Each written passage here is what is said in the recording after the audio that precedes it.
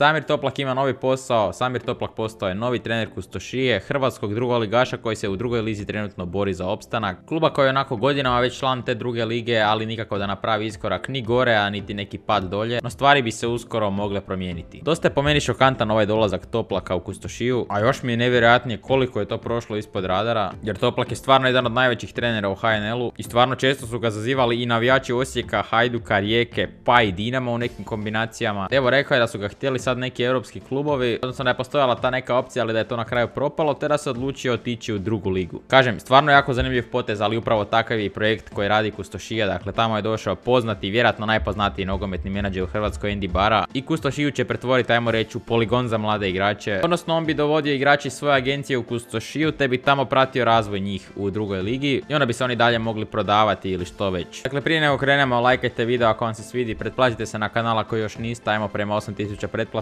hvala i članovima kanala koji me podržavaju, možete ih vidjeti na ekranu. Imate i Twitter i Instagram u opisu, pa ako želite možete i to zapratiti, ali mi sad ajmo krenuti od ove priče od samog njenog početka, odnosno od investitora Andyja Bare. Dakle, rekli smo, Andy Bare je vrlo poznati nogometni menadžer, dakle on je agent Daniju Olmu, Jošku Gvardiolu, Ivi Grbiću, Lovri Majeru, Josipu Brekalu i tako dalje. Ima on i stranih igrača tipa David iz Kanade koji igra u Fiorentini i stvarno radi se o čovjeku koji jako puno zna o nogometu, pogotovo ako ste ga slušali u nekom podcastu ili negdje gdje je govorio, stvarno čovjek zna svoj posao i upravo zbog toga meni je ovaj projekt jako interesantan. Uz to isto možemo reći za Samira Toplaka, dakle čovjek stvarno zna što radi, što želi i njegove ekipe uvijek izgledaju dobro, imaju glavu i rep i sad će meni stvarno biti zanimljivo vidjeti kako će to on prenijeti u drugoj lizi gdje nije ipak toliko sve profesionalno. Hoće li Kustošija kroz sezonu 2 ući u prvu ligu? Dakle, priča oko Samira Toplaka počinje ovako. Bio u inozemstvu gdje je imao ozbiljne kombinacije za novi posao, dakle u pitanju su bile Češka i Austrijska liga, a ako ste i slušali Toplakove intervjue od ranije, rekao je da mu je malo već dosta HNL, odnosno da bi on rado išao negdje van u Europu, da bi rado iskusio malo kako je to biti trener u nekoj drugoj ligi, te mu je to očito bio prioritet, ali kako je to propalo, Andy Bara je odlučio tu iskoristiti situaciju, pozvao je Toplaka na kavu, prezentirao mu je projekt o Kustošiji kako on to vidi i općenito mu predstavio taj projekt. Ono što je po meni tu najviše privuklo Toplaka je ta prilika da on radi s mladim igračima. Zapravo kad malo razmislite o njegovoj onako trenerskoj karijeri, o njegovim trenerskim karakteristikama, on se nikad nije bojao forsirati mlade igrače. Dakle, Lokomotiva se borila za opstanak, on je igrao sa 3 17-godišnjaka, dakle Šimićem, Kačavendom i Stojkovićem. Vidimo gdje su svi trojica danas, dakle praktički 2 godine kasnije. Ista stvar vrijedi i za sve ostale klubove, da sad ne nabrajam jednog po jednog. I ono što hoću reći, ovo je Toplaku idealna prilika za ono što želi, dakle može razvijati mlade igrače praktički ne previše ometano, a Andy Bara mu je doslovno najbolji čovjek na ovom nekom širem nogometnom prostoru koji mu takve dobre mlade igrače, koji mu talente može dovesti u klub. I ono što je, koliko sam ja njih shvatio, dakle i Andyju i Samiru Toplaku bitno u poslu je povjerenje i ta neka vjera međusobna, i kad je Toplak to vidio kod Andyja Bare, mislim da on to odmah prihvatio. I kao što je sam Toplak u intervjuu rekao, pokazuje koliko ga želi i nije više imao šta razmišljati. Ono što je također Samir Toplak u intervjuu otkrio je da koliko je upoznat da 1.6. klub mijenja ime i vraća se na stari naziv od prije 2. svjetskog rata, a to je naziv NK Olimpija Zagreb. I sad kad smo shvatili kako je došlo do te suradnje Andyja Bare i Samira Toplaka u Kustošiji, ajmo sad vidjeti kako je to trenutno stanje u Kustošiji, koji su tamo igrači, imali možda nekih poznatih imena. Dakle, kao što sam i na početku videa rekao, Kustošija je u borbi za opstanak, ali mislim da tu nije baš previše upitno ono direktno isparanje. Dakle, mislim da će Dragovoljac direktno ispasti jer ima 8 bodova manje od Kustošije trenutno i poprilično su u raspadnutom stanju. No Kustošija se trenutno bori da izbjegne to 11. mjesto koje bi ih odvelo do igravanja za opstanak, gdje bi igrali protiv drugog iz druge nogometne lige, odnosno 3. ranga hrvatskog nogometa. I trenutno su im tu najbliži konkurenti Croatia Zmijevci i BSK, iako tu je blizu i Jarunsko im igraju sad u ponedjeljak. Tako da cilj će biti izbjeći to i ja mislim da će oni to uspjeti s obzirom na sad te ambicije. Što se tiče igrača Kustošija, ovako na prvu prepoznao sam par imena. Dakle, prvi je napadač Filip Dujmović, bio je u Rijeci i u Jarunu je bio poprilično dobar prije sezonu i pol. Sjećam se da je baš znao zabijat golove u toj drugoj ligi. No, u Rijeci se baš nije uspio nametnuti, znamo je kakva situacija je bila u Rijeci, te sad igra u Kustošiji.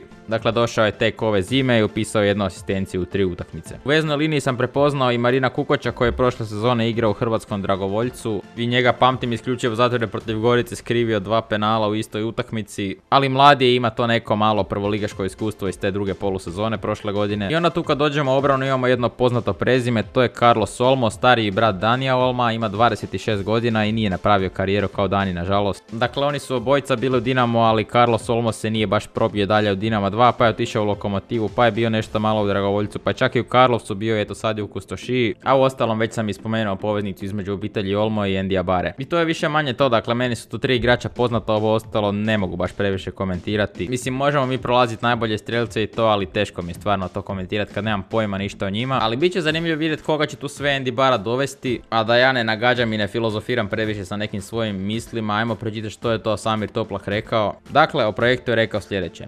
Radi se o projektu koji mi je vrlo interesantan, baš zbog toga što će razvijati mlade igrače, klub koji ima svoju tradiciju u ovim okvirima i koji će sigurno biti stabilniji. Prvi cilj je izvući ovu sezonu koja je u ovom trenutku u nekom rubnom dijelu jer smo predzadnji i trebamo probuditi momčad, a moj pomoćnik Branko Lađević, kojeg volim zvati svojom desnom i lijevom rukom, i ja navikli smo reagirati u hitnim situacijama. Moramo se dići na viši nivo da se možemo u miru pripremati za sljedeću sezonu gdje očekujemo da će Kustošija biti jedan čvrst drugoligaš, ako ne i napasti najviši rang, a za sve to treba vremena. Na sve planove gledam kao posao gdje ću se ja dugo zadržati. Nažalost, u prethodnom 2 kluba nije bilo tako, iako smo moj pomoćnik i ja odradili sve što je bilo zacrtano. Kao što sam napomenuo, Kustošija je jedan dugoročan projekt i mi ćemo mu se potpuno posvetiti. Ako dođe nekakvih drugih ponuda, naravno, sjest ćemo razgovarati, ali cilj mi je gledati na duge staze. Moj dojam, rekao sam i dečkima na treningu, vidio sam momčad koja nema natjecateljski naboj. Dečki igraju nogomet, pa što bude. Ovdje se ipak igra za bodove i od njih želim da napraviti pobjednike. Samo je malo truda potrebno da se utakmica dobije.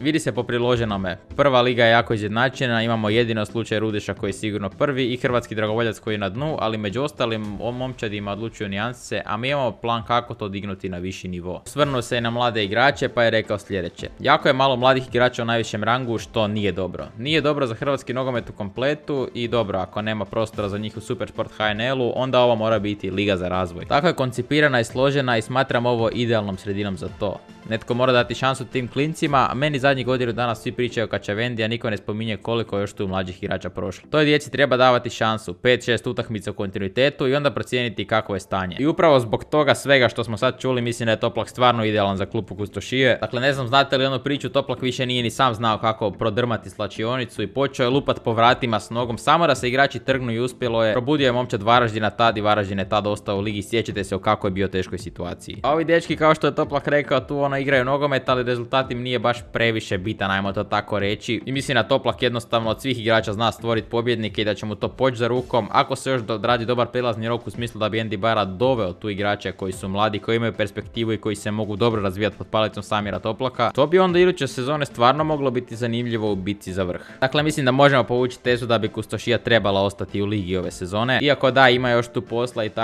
tako dalje, ali mislim da će se oni izvući na ovaj ili onaj način. I ajmo sad vidjeti što ih to čeka iduće sezone. Dakle, Rudeš će ući u prvu ligu, ko će ispasti iz prve lige, to mi je sad teško reći, čak bi rekao prije Šibenik nego Gorica po trenutnom stanju, s obzirom da je Gorica dobila jučer psihološki boost, onako stvarno vrhunski, ali neće tu ići u širinu jer se i o tome da snimiti neki poseban video. Ovom prošlom izjavom stvarno sam ispao jako pametan jer Šibenik je međuvremenu pobjedio Dinamo 2-1 te razlika ostala ista, tako da nemojte shvatiti od prije previše ozbiljno. Hoću reći, iduće sezone su prema trenutnom stanju glavni kandidati za titulu definitivno Vukovar, koji je odličan već i ove sezone i koji bi i ove sezone mogao zapapiti Rudešu, ali jednostavno oni ne žele licencu i ako budu prvi neće ići u prvu ligu. Razlog je ne baš najbolje razvijena infrastruktura i sad hoće li se to baš do sljedeće godine srediti i hoće li oni sljedeće godine htjeti ići u ligu. Ja sam nešto na početku ove sezone čitao da će biti tako, pa ajmo onda reći da hoće i da bi Vukovar sljedeće sezone se stvarno mogao boriti za ulazak u prvu ligu. Tu je i Cibalija koja je doduše imala dosta problema s plaćama, ali trenutno izgledaju poprilično solidno i moglo bi to druge sezone biti isto tako dobro, još malo ako se poboljšaju mogu biti stvarno kandidat za prvu ligu. No problem i kod Vukovara i kod Cibalije je taj da im Osijek dosta pomaže, pa je sad pitanje hoće li se to nastaviti iduće sezone s obzirom na trenutnu situaciju u Osijeku, jer dosta igrača stvarno mladih ima posuđeno i u Cibaliji i u Vukovaru, to čak nisu ni posudbe nego su one dvojne registracije. I sad bi se tu po svemu sudeći onda u tu bitku mogla uključiti i Kustošija sljedeće sezone. Ovaj koji će ispasti iz lige stvarno ne znam kako će reagirati, dakle ako se reagira kao što je recimo Varaždin reagira, onda će oni definitivno biti jedan od favorita za ulazak u ligu, ali ako klub nastavi tonuti i nakon tog ispadanja iz prve lige, onda ih čeka praktički sudbina dragovoljca i još brojnih klubova koji su ispali iz lige. I sad uglavnom da ne filozofiram i o tome, hoću reći druga liga je u pravilu onako, svi klubovi su izjednačeni, sve je to neki prosjek i onda u prvu ligu odlazi onaj klub koji najviše odskače od tog prosjeka, a odskoči klub 2, maksimalno 3, jer ako neko odskoči privremeno jednostavno ne mogu držati taj kontinuitet cijelu sezonu. Dakle, prošle sezone si imao Inter koji je druge polusezone polusezoni bio najbolja momčad prvenstva, ali u prvoj polusezoni su bili među najgorima. S druge strane imaš Orient koji je bio najbolji u prvom dijelu sezone, a u drugom dijelu sezone je ostvario, ako se ja ne varam, samo jednu pobjedu. I upravo to, ako uspiju postići neki kontinuitet, ako s vremenom uigraju tu ekipu kako spada, ja stvarno mislim da se ta druga liga može osvojiti. Sad opet puno faktora je tu koji ovise o tome. Ako Toplak dobije ponudu iz nekog većeg hrvatskog kluba ili stranog kluba, vrlo vjerojatno bi to i prihvatio ako to bude stvarno dobra ponuda. Iako je naravno rekao da voli gledati dugoročno i zato mu se ovaj projekt sviđa, jer oni njemu garantiraju da on u najgorem slučaju će tu biti 2,5 godine, da će on imat mir. Zna točno koji su mu ciljevi, tu i njega niko neće dirati u slučaju da krene malo lošije. Ali opet s druge strane ja bih rekao da on ima tu slobodu da može otići ako poželi, ako će ga zvat, ne znam, Osijek, Rijeka, bilo ko. Sad postoji tu i oko Kustošije druga strana ploče. Ne čini mi se baš da su nešto navijački aktivni, ako to tako mogu reći. Čak nisam našao ni službeni profil na Instagramu, na web stranici, nisu ni objavili da je Samir Toplak njihov novi trener. Na forumu inače znam pratiti onako komentare ljude malo kako se razgovaraju o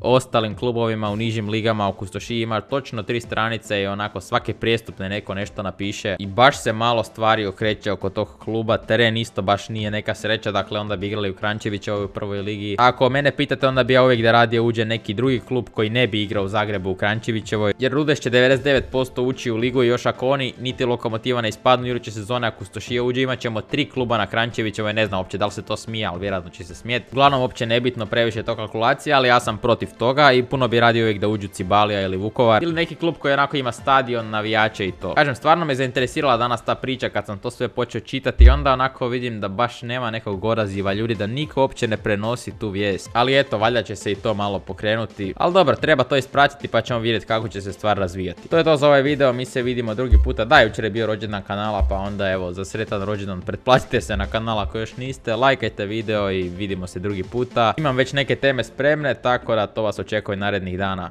Pozdrav!